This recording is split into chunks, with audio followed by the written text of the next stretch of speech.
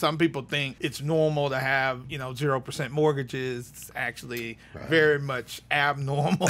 Yeah.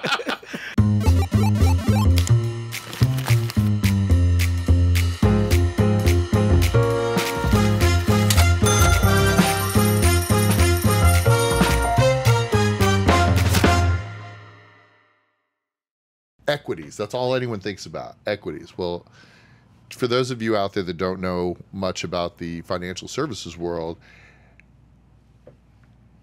those of us who don't have as much money will be in the equity world. Those who have a lot of money are fixed income, So you want to find out what's kind of going on in the markets. You want to talk to a fixed income guy, specifically one who actually has done underwriting and understands finances to the nth degree. So that's an impressive CV that you've got going on there, Frank.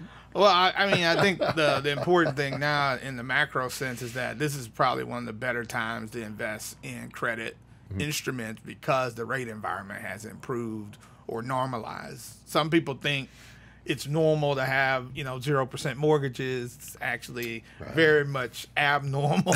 Yeah. But, now that I'm an old guy, I can go back. I remember when I first got to Goldman, there were guys that were like, well, I remember in the RTC debacle, and I remember in the 70s when rates were 30%. And I was just like, oh, I hate these people. Well, I am now that guy telling you that, I remember when it was normal to have, a high single-digit mortgage if you didn't have the best credit. And we're just back normalized to that environment.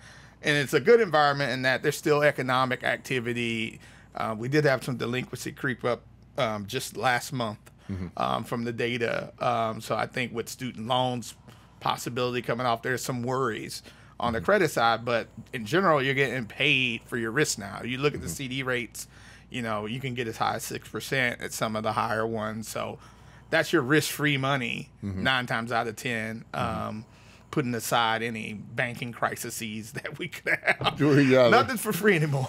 Yeah, and that's the fascinating part is that like you, I've made it to the point in my life where every time I move, I make a noise. So yeah, so I'm also one of those that says that what is potentially going to break. And you're right. I think that this is absolutely a normalized credit. I remember muni bonds paying really good yields, like 5-6% for long dated munis, and that was just standard up until 2000, 2001, when the interest rates got dropped by 11 times in 1 year to the same tune of like 500-600 basis points or something. But and then it was just QE infinity, right? It's like just leave it alone. And now we're back to a kind of a normalized area, but as you said, most of the people that are managing money institutionally now graduated college in like 2008, 2009.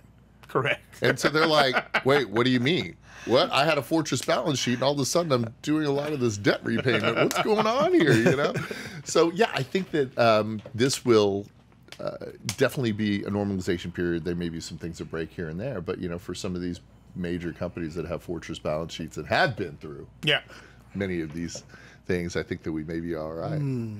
I agree. Hey, thanks for watching The Merge. We've got a ton more stuff for you to watch on YouTube, on Instagram, on TikTok, everywhere. Check us out.